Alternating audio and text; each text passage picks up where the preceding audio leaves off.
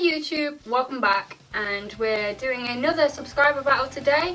In this match I started with my Ferrothorn and he led with a Rotom Heat. So I started off by switching my Ferrothorn out into my Magmortar because I was expecting him to use a fire type move, but he didn't. He surprised me and he went for a Volt Switch, and I was hoping it was going to be a fire type move so it wouldn't do too much to Magmortar, but it did reasonable. So he then switches in his Azumarill, and I think he thought that I was going to either switch too, because he went for the Belly Drum and I knew he would, so I went for the Thunderbolt and got him down to red HP.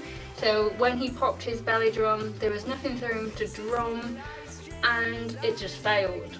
So that worked in my favour, but then I knew he would come at me with an Aqua Jet, so I switched out and I brought in my Ferrothorn once again.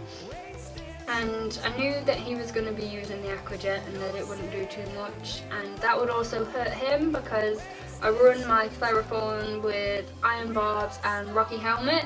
So he took damage by hitting me, and then in the next turn he hits me with Brick Break. I haven't seen that been used on Azumarill yet, but unlucky for him, Iron Barbs Rocky Helmet finishes him off. Unlucky. That Belly Drum could have been a problem if he did manage to do it, but I set up my Stealth Rocks so that any incoming threats kind of get knocked down a bit. Always helps, unless he's got a Rapid Spinner, but he didn't. So I did predict that he was going to use the fire type this time, he'd be daft not to. So I brought in my Magmortar to take the Overheat, which doesn't do too much to him, and then he drops his special attack at the same time, which would have been cool, but he wasn't going to stay around for that, so switched out himself, and this time he brings in his Tyranitar. So I kind of just let my Magmortar be finished off here by the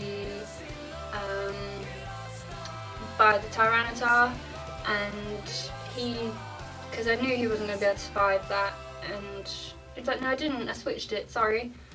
So in comes my Azumarill this time, and I'm pretty risky when I run the Belly Drum. I like to be able to get it off. Sometimes it works, sometimes it doesn't, but I knew that Tyranitar wasn't going to do enough damage to either set my berry off or kill me.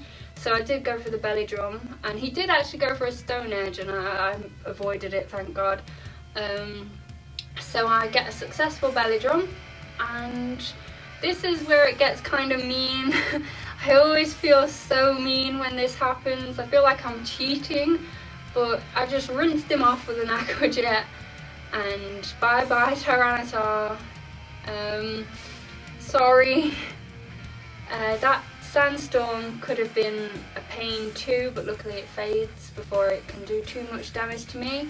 And in comes Malamar. I love Malamar. Shiny Malamar is really cool. But in comes the A-Jet sweep, and there goes Malamar.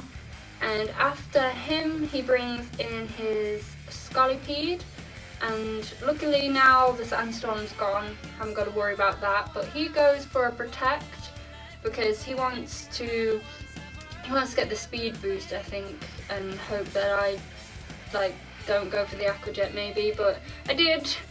And he gets that speed boost because obviously I can't hit him, he's protected.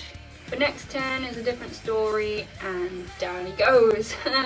He was already hit by the rocks anyway, so this is pretty unlucky. I feel like such a bad guy. And in comes Rotom Heat and takes another A-Jet to the face. So that is a Aqua Jet sweep. There's not a lot you can do. And finally we have Alakazam, who then Mega Evolves, and he does trace my huge power, but that's not going to do anything for him. It's over at this point. I knew there was nothing he could do. And as much as Alakazam is awesome, he looks great, he's weak, and he can't withstand the Aquajet either. There's just too much power. The Azumarill is just a beast, so I love him. He's amazing. So thank you for watching, guys. I hope you enjoyed this battle. If you did, please go and watch my other videos, subscribe, follow me on Twitter, and catch you later.